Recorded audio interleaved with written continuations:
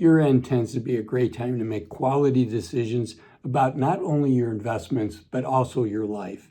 And in today's video, I'm going to share with you 8 things that I think smart investors are doing as year-end approaches. And let's jump in with the first one, and that is they're re-evaluating their risk tolerance. As we get older, the pain of loss, the pain of a 20%, 30%, 40% or more stock market decline increases dramatically. And we don't want to put ourselves in a situation where if the stock market goes down, we blow out of our long-term asset allocation at exactly the wrong time and we lock in losses. So in particular, once you retire and you quit having new money come into your accounts, and now we're actually spending the money that we saved, the pain of loss increases dramatically. And I'm not talking 10 or 20% more painful. I'm talking it can be 10 times as painful as what it was when you still had new money in. So I really urge you to look at your asset allocation and say, if this portfolio, if the stock market were to fall by 30%, 40%, could I stay the course? And that's really the question, is your asset allocation, which brings me to number 2. Year-end is a great time to look at your asset allocation. And amazingly, since the 2022 lows, since October of 2022, so as I record this a little over 2 years ago, the stock market, the S&P 500, is up over 60%, 60%. That's a big, big move in a short period of time. Now, the good news is your portfolio is benefiting from that. The bad news is anything that can go up by 60% in 2 years can also go down by 60% in 2 years. Don't believe me? It just happened in the great financial crisis. And at the start of COVID, in just 4 weeks, the stock market, the S&P 500, was down 30%. That will take your breath away. So look at your asset allocation. Make sure that it matches your long-term goals. Make sure it matches your risk tolerance. Okay, number 3, and really for many of us, this is our second, third, or fourth largest expense, is look at your taxes. And if you're looking at your portfolio and thinking about rebalancing it, let's say you've gotten, because the stock market has done so well over the last 2 years, maybe instead of being, I'm just making something up, 60-40, maybe now your portfolio is 70-30, and maybe that feels too risky to you. So look at your portfolio and say, is this a change I should be making at the end of this tax year? Or is it something I could put off till January 2nd, January 3rd of next year? There's no right or wrong answer. The market could go through a big correction between now and year end. That has happened sometimes.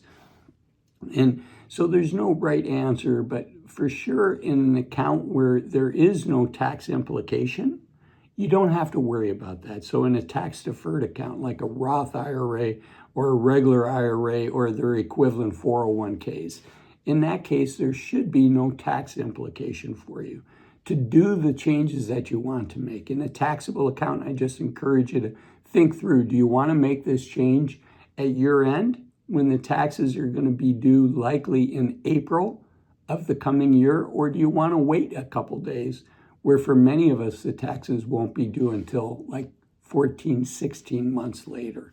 So taxes matter. Definitely talk with an accountant. I am not an accountant. Nothing I'm sharing in today's video is tax advice. I don't know your situation, but I do know that it makes sense for all of us to be thinking about taxes and what we can do to legally minimize our taxes. Okay, and speaking of taxes, one thing we can do, this isn't going to lower your taxes, it's going to actually increase the amount of tax you pay today. And that's thinking about, does a Roth conversion make sense for you? Converting a regular IRA into a Roth. And the way to think about this, again, this isn't financial advice, but one thing to think about is, in general, you want to pay taxes when your tax rate is the lowest. So if you think your tax rate today is going to be lower than tomorrow, a Roth conversion might make sense. If you think your tax rate is going to be lower in the future, it might make sense to not do a Roth conversion. This is a simple question for an accountant to help you with, and I encourage you to reach out to a professional, whether that's an accountant or a fiduciary financial advisor, and think through, does it make sense for me to do a Roth conversion before the end of the year? Same thing with charitable contributions. For most of us, we have a year-end deadline for our charitable contributions. There is, and so for many people, they're like, well, I'd like to make a charitable contribution. I'd like to get that tax deduction in the current tax year, but I don't know who I would donate that money to. And I want to put on your radar screen, there's a way to decouple those decisions. The decision of, I want to set aside money for charity, and the decision of who I'm going to send that check to. And the way you do this is a very simple account. It's called the Donor Advised Fund. For sure, Schwab and Fidelity offer these. I believe Vanguard does as well. And the nice thing is you can make your contribution today. It counts as a contribution in the tax year that you make the contribution. But you can postpone, is this going to go to your church? Is this going to go to a favorite not-for-profit? You can postpone that decision for the future. So put it on your radar screen. Donor Advised Fund, super simple. It can't, if you go with the big custodians like Schwab, Fidelity, Vanguard, it tends to be an inexpensive account and it tends to be simple. So definitely something on your radar screen. Another thing, just as year end approaches, one of the nice things is life has a way of slowing down a little bit for the next 3 to 4 weeks. Not a lot, but enough. And oftentimes that last week between major Christmas holiday and the first of the year, things slow down quite a bit. And it gives you time to think and to kind of do some things that have been on your to-do list. And maybe a couple things that were on your to-do list. I'm going to mention a couple of these. The first one's probably not on your to-do list, but definitely I want to put it on your radar screen. And that is to look at your beneficiaries of your 401ks in your IRAs, because those pass by contract, by beneficiary designation. So even if you have a will, I should say I'm not an attorney. This isn't legal advice. Again, I don't know your situation.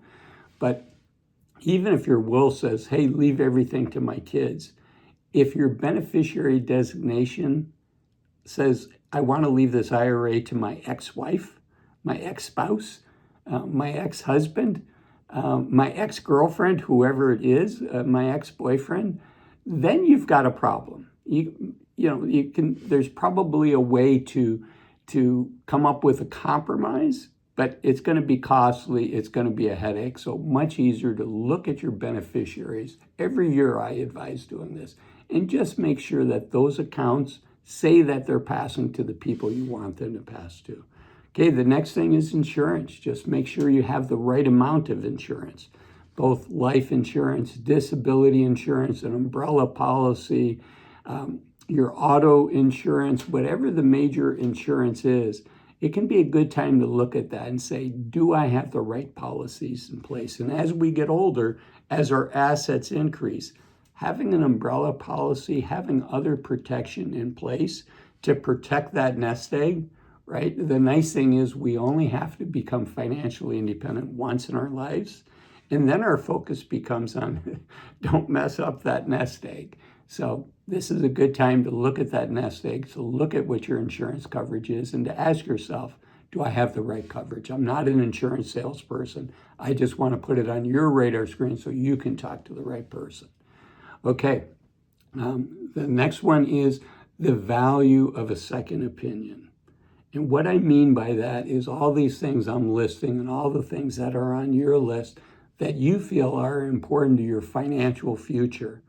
I think it's helpful to have a second opinion. I think it's helpful to have a guide, to have a mentor walking alongside you. And it's a big step to bring in a fiduciary financial advisor for the journey.